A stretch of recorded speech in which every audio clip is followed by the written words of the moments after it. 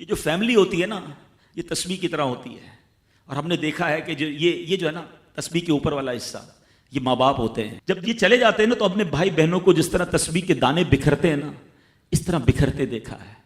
جب تک ماں باپ ہیں پہلے تو ان کی برکتیں لینا، اور جب یہ چلے جائیں نا تو یہ دانے بکھرنے مت دینا، جوڑ کے رکھنا اپنی فیملی کو.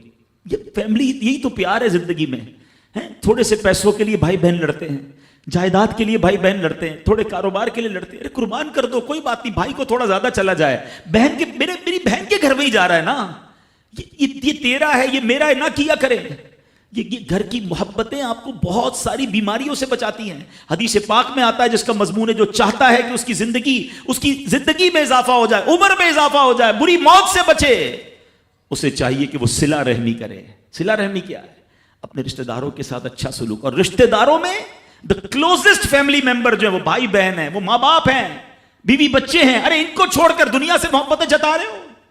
نہیں میرے پیارے اسلامی بھائیوں. تو اپنی بچیوں کے ساتھ اور اپنی بہنوں کے ساتھ بالخصوص اچھا سلوک کرنا. خوش نصیب ہے وہ بھائی جو بہنوں کا مان ہے، خوش نصیب ہے وہ جو والد جو اپنی بچیوں کے ساتھ اچھا برتاؤ کرتا ہے. بہنوں کی دعائیں بھائی کو بہت اوپر لے جاتی ہیں. خوش نصیب ہے وہ بھائی. اچھا ہمارے ایک اور نظام پتہ ہے کیا ہے کہ جب تک ماں باپ کے ساتھ رہ رہے ہیں تو چلے بھائی بہنوں میں پیار ہے. اب بھائی بہنوں میں شادی ہو گئی، سب کی شادیاں ہو گئیں اور ماں باپ چلے گئے، تو اب نارملی لوگ اپنی بہنوں کو اگنور کرتے ہیں. اب یار میں تو اپنی بیوی کو دیکھوں گا، اپنے بچوں کو دیکھوں گا، اپنی کمائی کو دیکھوں گا. نہیں، اب بھائی کا کام ہے کہ وہ والد کا کردار ادا کرے، بہنوں کو یہ احساس دلائے کہ تمہارے ماں باپ چلے گئے ہیں مگر تمہارے بھائی زندہ ہیں، ہر مشکل میں تمہارے بھائی تمہارے ساتھ کھڑے ہوں گے.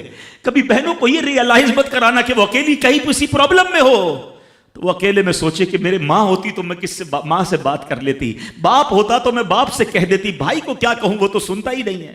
ہیں ایسے بھائی آج بھی کہ بہنیں انہیں اپنا دکھ بھی شیئر نہیں کرتی ہیں، بلکہ بھائیوں کو پڑی ہی نہیں ہے بہن کدھر گئی.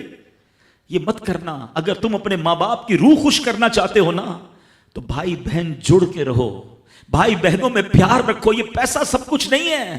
ارے جو کچھ میرے پاس ہے اگر میرا بھائی بہنوں پہ خرچ ہو جائے تو اس سے اچھی کیا چیز ہے.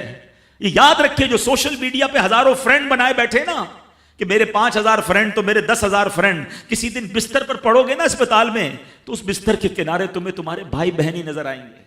وہ سوشل میڈیا والا تمہارا جو سارے دن چیٹنگ جس کے ساتھ واٹس ایپ پہ لگے ہوئے ہو نا گروپ میں، کوئی نظر نہیں آئے گا. جب تمہارے گھر میں کوئی بچے کا پرابلم ہوگا، آدھی رات کو اگر تمہارے گھر کوئی آ کے تمہیں دلاسا دے گا تو تمہارے بھائی بہن ہوں گے. بہنوں کو حقیر نہ سمجھنا، یہ ان لوگوں کے لیے بھی درس ہے. اسلام جب نہیں آیا تھا نا تو بہنوں کے حقوق نہیں تھے، ان کو کوئی ورثے میں حق نہیں دیتا تھا، بہنوں کی شادیاں نہیں کرواتے تھے. مگر آج بھی کچھ قبائل سنا ہے ایسے ہیں، آج بھی بدبخت کچھ لوگ ایسے ہیں جو بہنوں کے حق دبا لیتے ہیں. ارے بہنیں تو غم گسار ہوتی ہیں، بہنیں تو بھائیوں کا مان ہوتی ہیں. ارے بہنیں ہوتی ہیں تو گھر میں رونق ہوتی ہے. ارے بہنوں کو عزت دیا کرو، بہنوں کو پیار دیا کرو. اللہ کے حبیب فرماتے ہیں ایسا بھی ہوا کہ کچھ لوگوں کی ماں باپ جلدی چلے گئے، اب بھائی پر بہنوں کا بوجھ ہے. ایک صحابی کے بارے میں آتا ہے ان کی 6 یا 7 بہنیں تھیں اور سبحان اللہ وہ اپنی بہنوں کو انہوں نے پالا، اپنی بہنوں کو باپ بن کر پالا، ان کے بالوں میں کنگھی بھی کرتے تھے. اور جب بہنوں کی شادیاں ہو گئیں، بہنیں بڑی ہو گئیں، اپنی شادی تاخیر سے کی اور شادی بھی کسی بیوہ سے کی.